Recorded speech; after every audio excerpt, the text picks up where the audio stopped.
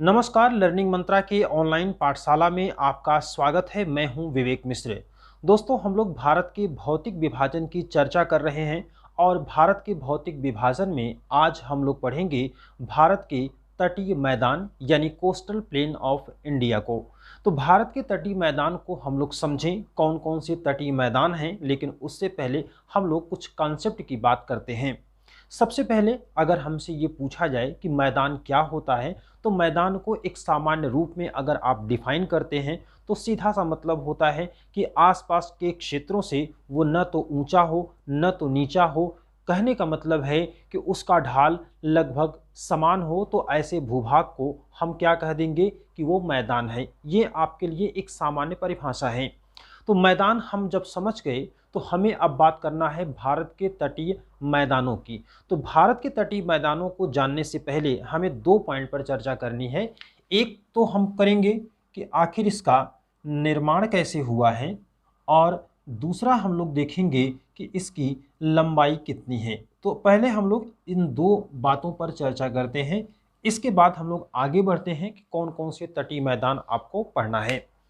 पहला पॉइंट जो है कि इन तटीय मैदानों का निर्माण कैसे हुआ है, और एक चीज़ यहाँ पर और समझना होगा, तटीय मैदानों के निर्माण के साथ साथ में इनकी लोकेशन कहाँ पर है। तो हम लोग क्रम से ये तीनों बातें पहले डिस्कस करेंगे और फिर उसके बाद समझेंगे कि कौन कौन से तटीय मैदान हैं। तो पहले पॉइंट पर हम लोग आते हैं और उसमें देखते हैं कि इन तटीय मैदानों का निर्माण कैसे हुआ है। तो भारत के तटीय मैदान का जो निर्माण हुआ है वो उसके पीछे दो मुख्य कारण हैं। एक पहला कारण है कि यहाँ से आप देख रहे हैं कि जो भी ये तटीय मैदान बने हैं, इसमें से आप किनारे किनारे देखेंगे तो यहाँ पर जो ये वाला एरिया है, यहाँ पर कौन सा सागर है, ये है अरब सागर। और इसके बाद अगर देखेंगे तो इस क्षेत्रों में कौन सी है, तो यहाँ पर आपको मिल जाएगा बंगाल की खाड़ी। तो एक चीज़ यहाँ पर आपको ये देखना है और इसको समझना भी है कि जब सागर पीछे हटने लगता है तो वहाँ पर क्या होता है, खाली मैदान छूटने लगता है। जैसे जैसे ये पीछे हटेगा, अब मान लीजिए कि यहाँ तक ये पूरा पानी भरा था और ये पानी किसी कारणवश से अगर पीछे हट गया तो यहाँ पर क्या होगा, इस जो तटीय मैदान है, तटीय एरिया है, तो यहाँ पर क्या होगा, एक मैदान का निर्माण हो जाएगा। तो एक पॉइंट तो हो गया ये कि इसका निर्माण कैसे होता है। तो एक महत्वपूर्ण कारण कौन सा होगा, सागरों के पीछे हटने से। तो हम यहाँ पर आपको पॉइंट बता देते हैं, इसको आप नोट भी कर लीजिएगा कि पहला कारण जो होगा वो सागरों या फिर महासागरों के पीछे हटने से, सागरों या महासागरों के पीछे हटने से ऐसे तटीय मैदानों का निर्माण हुआ है। दूसरा पॉइंट जो होता है कि इसके निर्माण के लिए कौन सा और महत्वपूर्ण कारण जिम्मेदार होगा, तो उसके लिए आपको देखना होगा कि इस तटीय क्षेत्रों में आप यहाँ पर देखें तो बहुत सारी नदियाँ आती हैं, इस क्षेत्रों में देखेंगे तो बहुत सारी नदियाँ आती हैं। यहाँ पर आने वाली मुख्य रूप से नर्मदा और तापी नदी होती है, जबकि बंगाल की खाड़ी में मिलने वाली प्रायद्वीपीय भारत की तमाम नदियाँ हैं। इसको हम लोग आगे पढ़ेंगे। और यहाँ पर आप जानते हैं कि जो भी तटीय मैदान में नदियाँ आकर के विलीन होती हैं सागरों या महासागरों से, यानी कि अरब सागर और बंगाल की खाड़ी से, तो अपने साथ वो कुछ न कुछ अवसाद लेकर के आती हैं। जब नदियाँ अपने बेसिन में प्रवाहित होती हैं तो प्रवाहित होने के साथ साथ में वो कुछ न कुछ अवसादों को लेकर आगे बढ़ती हैं, और उन्हीं अवसादों का जमाव कहाँ पर करती हैं, अपने तटीय इलाकों में। तो नदियों के द्वारा लाए गए अवसादों के जमाव से भी इन तटीय मैदानों का निर्माण हुआ है। तो एक कारण हो गया सागरों या महासागरों के पीछे हटने से, दूसरा हो गया नदियों के द्वारा जमाए गए अवसादों से। तो नदियों के द्वारा जमाए गए अवसादों से भी इसका निर्माण होगा। और दूसरा कारण क्या हो जाएगा, सागरों या महासागरों के पीछे हटने से। तो ये दो प्रमुख कारण हैं जिसकी वजह से क्या होता है कि तटीय मैदानों का निर्माण होता है। अब जो हमारा यहाँ पर दूसरा पॉइंट है कि इसकी लोकेशन कहाँ पर होगी, हमने ये जो बनाया है ये आपको यहाँ पर समझना है कि इसकी लोकेशन कहाँ होगी। आप जानते हैं कि भारत में हम लोग पढ़ते हैं एक तटीय पर्वत, तटीय पर्वत, और इन तटीय पर्वतों में हम लोग दो पढ़ते हैं, एक पूर्वी घाट और दूसरा हम लोग पढ़ते हैं पश्चिमी घाट। तो पूर्वी घाट और पश्चिमी घाट में अगर हम लोग देखें तो पूर्वी घाट और पश्चिमी घाट की लोकेशन तकरीबन यहाँ पर आपको देखने को मिलती हैं। कुछ इस तरह से आप पूर्वी घाट और पश्चिमी घाट को देखते हैं। यहाँ पर अगर आप आते हैं तो यहीं पर आपको मिलती है नीलगिरी की पहाड़ी। तो यहाँ पर क्या होता है, नीलगिरी की पहाड़ी में ये दोनों आपस में मिलते हैं, पूर्वी घाट और पश्चिमी घाट पर्वत श्रृंखलाएं। तो पूर्वी घाट और पश्चिमी घाट पर्वत श्रृंखलाओं के बाद और सागरों या महासागरों के बीच में निर्मित होने वाले मैदान को ही हम भारत के तटीय मैदान कहते हैं। एक चीज़ आप और ये समझ सकते हैं, इसी बात को आप दूसरी भाषा में कैसे कहेंगे कि प्रायद्वीपीय भारत और बंगाल की खाड़ी और अरब सागर के बीच में ऐसे मैदानों का विस्तार है। तो आपको ये दोनों बातें क्लियर हो गई कि इसका निर्माण कैसे हुआ था, इसकी लोकेशन क्या है, दो चीज़ कन्फर्म हुई। अब इसके बाद हम लोगों को देखना है कि आखिर इस तटीय मैदान की लंबाई कितनी है। तो तटीय मैदान की लंबाई में अगर हम लोग देखें तो जो ये भारत की मुख्य भूमि है, तटीय मैदान का मतलब इसकी लंबाई का मतलब क्या हो गया, जो कोस्टल एरिया है, यानी कि अगर यहाँ पर हम एक छोटा सा द्वीप बनाएं और इसके किनारे किनारे पर अगर यहाँ पर पानी होगा तो इसका तटीय एरिया कितना होगा, ये इसका पूरा ये वाला एरिया क्या हो गया, इसका तटीय एरिया हो गया। इसी तरह की चीज़ें क्या आपको यहाँ नहीं देखने को मिल रही हैं, जैसे यहाँ पर किनारे किनारे पानी है, यहाँ पर किनारे किनारे पानी है, नीचे भी किनारे किनारे पानी है। तो इन्हीं सारे पानी वाले एरिया को हम मिलाएंगे तो हम ये कहते हैं कि ये तटीय क्षेत्र है। इसका मतलब क्या हो गया, एक तो यहाँ पर आप ये देखते हैं, दूसरा आप देखते हैं कि यहाँ पर लक्षद्वीप है, यहाँ पर आपको लक्षद्वीप मिलता है, यहाँ पर आपको अंडमान निकोबार द्वीप समूह दिखता है। तो ऐसे सभी क्षेत्रों को मिलाएंगे तब कितना है, और इसके बाद अकेले मिलाएंगे तब कितना है। अगर इन सभी को मिलाते हैं हम एक साथ केवल और केवल मुख्य भूमि की, तो उसकी लंबाई होती है 6100 किलोमीटर। और यहाँ पर स्थित जो राज्य हैं भारत के, उनकी संख्या आपको 9 मिलती है। और 9 राज्यों में कौन कौन से राज्य हैं, एक तो है गुजरात, फिर उसके बाद है आंध्र प्रदेश,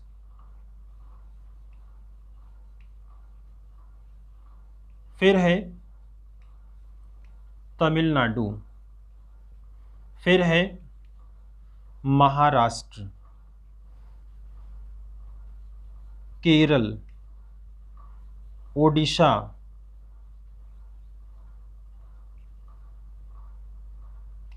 कर्नाटक, बंगाल, और उसके बाद फिर है ये गोवा। तो यहाँ से आप जब मिलाएंगे तो ये कितने हो गए, 4, ये 5 हो गया, 6, 7, 8 और ये 9। टोटल कितने राज्य हैं मुख्य भूमि के साथ, 9 राज्य हैं। अब सवाल एक पूछा जाता है कि सबसे लंबी सीमा किसकी है, तो ये है, और सबसे कम सीमा किसकी है, तो ये है। 1214 किलोमीटर की सीमा है किसकी, गुजरात की, और सबसे कम किसकी है, गोवा की 101 किलोमीटर। तो यहाँ से आपको अक्सर सवाल पूछा जाता है आपकी परीक्षाओं में कि भारत के तटीय राज्यों में सबसे ज़्यादा तटीय लंबाई किसकी है, तो वो आंसर आपका होगा गुजरात का। सबसे कम किसकी है, तो वो आंसर होता है गोवा का। और इसके बाद इसका पूरा का पूरा यही क्रम आपको देखने को मिलेगा। यहाँ से अगर हम लोग एक एक अक्षर को निकाल लें तो ये हो गया गु, आ, त, म, के, ओ, कर, बंग, गो। तो गुआतम केऊ करबंगो, ये एक आप कोड नंबर भी बना सकते हैं, जिसके आधार पर आपको पता हो जाएगा कि भारत के तटीय क्षेत्रों में कौन कौन से राज्य स्थित हैं। इनकी टोटल लंबाई कितनी है 6100।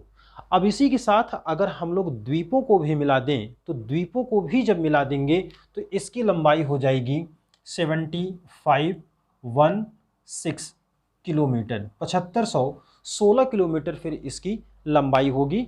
अगर हम इसमें से माइनस कर देंगे 6100 किलोमीटर को तो वो आपकी लंबाई मिल जाएगी किसकी, द्वीपों की। ये अगर आपसे सवाल पूछा जाता है कि द्वीपों और राज्यों में सबसे लंबाई, सबसे ज़्यादा तटीय लंबाई किसकी है, तो वो आंसर होगा आपका अंडमान और निकोबार द्वीप समूह का। उसके बाद अगर हम लोग राज्यों में आते हैं या फिर केंद्र शासित प्रदेशों के साथ में मिलाकर के आते हैं तब भी वो फिर सेकंड नंबर पर आ जाएगा गुजरात।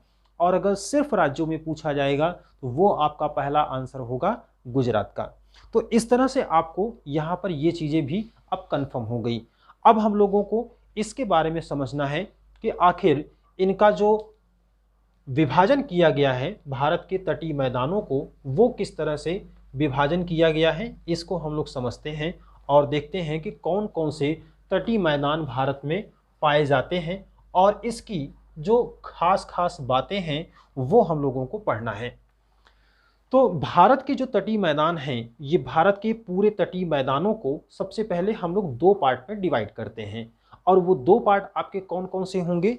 एक को हम लोग कहेंगे पूर्वी तटीय मैदान, एक को हम लोग कहेंगे पूर्वी तटीय मैदान और दूसरे को हम लोग कहते हैं पश्चिमी तटीय मैदान। पूर्वी तटीय मैदान और पश्चिमी तटीय मैदान। पूर्वी तटीय मैदान वो है जो भारत के पूर्वी किनारे पर स्थित है। पूर्वी किनारे का मतलब है कि ये वाला एरिया कौन सा होगा, उत्तर, ये दक्षिण है, ये पूरब है और ये पश्चिम है। तो पूर्वी तट का मैदान का मतलब क्या हो गया, ये वाला एरिया, और पश्चिम वाला क्या हो गया, ये वाला। तो इस तरह से पूर्वी और पश्चिमी तटीय मैदानों में हम लोग पहले भारत के पूर्वी तटीय मैदान और पश्चिमी तटीय मैदान के रूप में भारत के पूरे तटीय मैदान को डिवाइड करते हैं।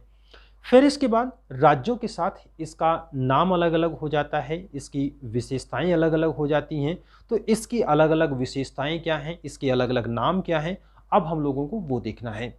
तो यहाँ पर हम लोग सबसे पहले गुजरात से शुरुआत करते हैं।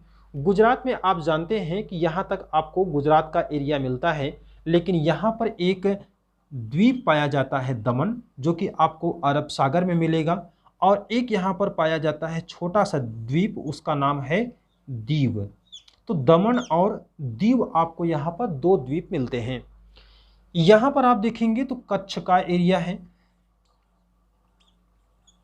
तो इसलिए हम इतने एरिया को क्या कहते हैं, ये होता है कच्छ का मैदान।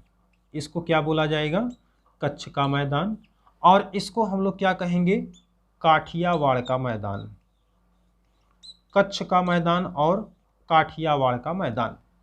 लेकिन अब अगर पूरे गुजरात वाले एरिया की हम लोग बात करें तो इसको हम लोग सामान्य रूप में गुजरात का तटीय मैदान भी कह देते हैं, गुजरात का तटीय मैदान, या फिर इसी को हम लोग काठियावाड़ का तटीय मैदान भी कहते हैं।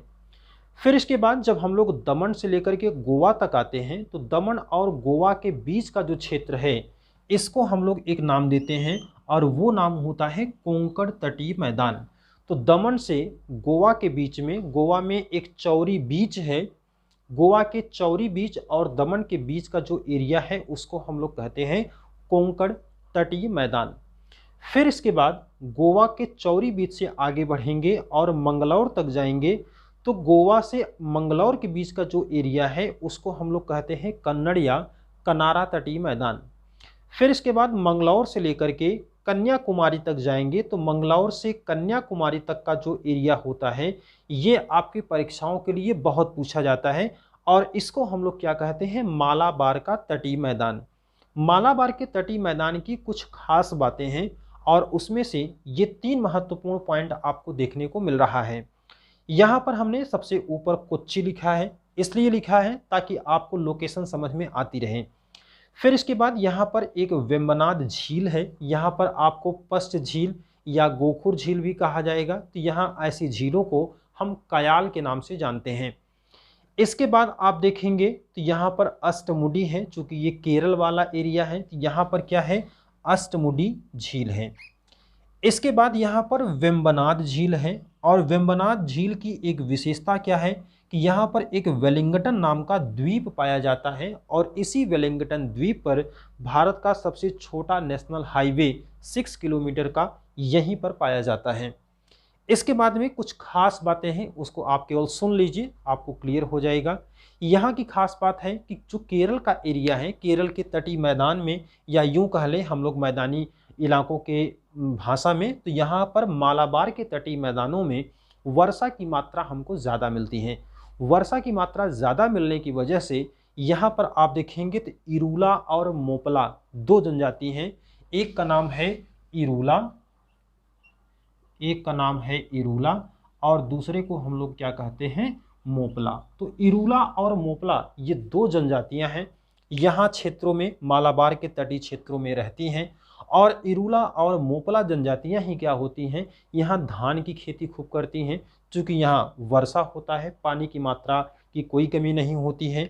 इसके बाद में यहाँ की जो मैदान है, यहाँ की बालू में मोनाजाइट पाया जाता है। तो ये सारी बातें आपकी परीक्षाओं के लिए महत्वपूर्ण है। फिर हम लोग कन्याकुमारी से जब आगे बढ़ना शुरू करेंगे तो यहाँ पर कृष्णा नदी का मुहाना है।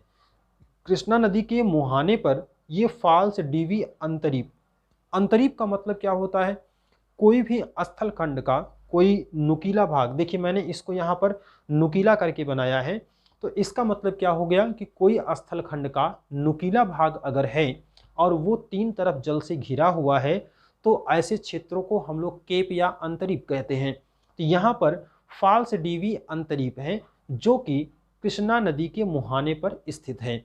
तो फॉल्स डीवी अंतरीप कृष्णा नदी के मुहाने पर है। यहाँ से लेकर यानी कृष्णा के मुहाने से कन्याकुमारी के बीच का जो एरिया है, इसको हम लोग कहते हैं कोरोमंडल तटीय मैदान। क्लियर है? कृष्णा नदी के मुहाने से या फॉल्स डीवी अंतरीप से लेकर के कन्याकुमारी के बीच का जो एरिया है, इसको हम लोग कहते हैं कोरोमंडल तटीय मैदान। फिर इसके बाद जो महत्वपूर्ण पॉइंट है उसको भी आपको समझना है कि यहाँ पर एक पुलिकट नाम की झील पाई जाती है, और पुलिकट झील पर ही, पुलिकट झील में ही श्रीहरिकोटा द्वीप है जो आंध्र प्रदेश के क्षेत्र में है। और उसके बाद एक महत्वपूर्ण पॉइंट ये भी आता है कि यहाँ पर सतीश धवन प्रक्षेपण केंद्र भी स्थित है। तो सतीश धवन प्रक्षेपण केंद्र है, श्रीहरिकोटा द्वीप है। तो यहाँ पर आपको ये चीज़ें भी समझनी है। इसके बाद अगर आप देखें तो एक चीज़ आपको और ध्यान में आएगा कि जो ये श्रीहरिकोटा द्वीप है, इसका नाम बदल दिया गया है, और इसका नाम बदल के क्या किया गया है, अब्दुल कलाम द्वीप किया गया है, अब्दुल कलाम जी के नाम पर। फिर इसके बाद यहाँ पर जब हम लोग आगे बढ़ेंगे फॉल्स डीवी अंतरीप से, तो यहाँ पर एक नदी आती है, और इस नदी का नाम है सुवर्णरेखा नदी। तो सुवर्णरेखा नदी जो है, इसका मुहाना और फॉल्स डीवी अंतरीप का मुहाना, इसके बीच का जो एरिया होता है, इसको हम लोग कहते हैं उत्तरी सरकार। इसको हम लोग क्या बोलेंगे, उत्तरी सरकार। अब उत्तरी सरकार मैदान इसको कहा जाता है, लेकिन यहाँ पर आप ध्यान दीजिएगा, तो यहाँ पर उत्कल और बंग दो यहाँ पर क्षेत्र पड़ेगा। ये उड़ीसा वाला एरिया होगा और ये पश्चिम बंगाल वाला। तो उड़ीसा और पश्चिम बंगाल के क्षेत्र में हम उत्तरी सरकार को दो पार्ट में बांटते हैं। एक को जो उड़ीसा वाला है, इसको हम लोग कहेंगे उत्कल का मैदान, इसको कहा जाएगा उत्कल का मैदान। और यहाँ पर क्या होगा, बंग का मैदान। बेसिकली हम लोग इसको इस तरह से डिवाइड कर देते हैं, लेकिन जो पश्चिम बंगाल वाला एरिया है उसके तटीय मैदान को हम लोग एक और नाम देते हैं, वो होता है डायमंड हार्बर का मैदान, जो कि पश्चिम बंगाल के क्षेत्रों में स्थित है। तो यहाँ तक आपने ये पूरा समझ लिया, पूरा देख लिया कि कौन कौन से तटीय मैदान हैं, कौन कौन से उसकी विशेषताएं हैं। इन सभी बातों को हम लोगों ने बहुत क्लियरली देखा है। फिर भी अगर आपको डाउट कोई होता है तो आप हमको मैसेज कर दीजिएगा। और दूसरी चीज़ कि नोट्स में आपको ये सारी चीज़ें बहुत डिटेल्स में दिया गया है, उसको वहाँ से पढ़ लीजिएगा। पहले इसको पढ़िएगा, फिर उसके बाद नोट्स पढ़िएगा, फिर इसके बाद एक बार फिर इसको पढ़िएगा, आपकी चीज़ें सारी क्लियर हो जाएंगी। कोई अगर आपको डाउट हो तो हमको आप मैसेज करिएगा। अगले वीडियो में हम लोग फिर मिलेंगे, तब तक के लिए जय हिंद, वंदे मातरम।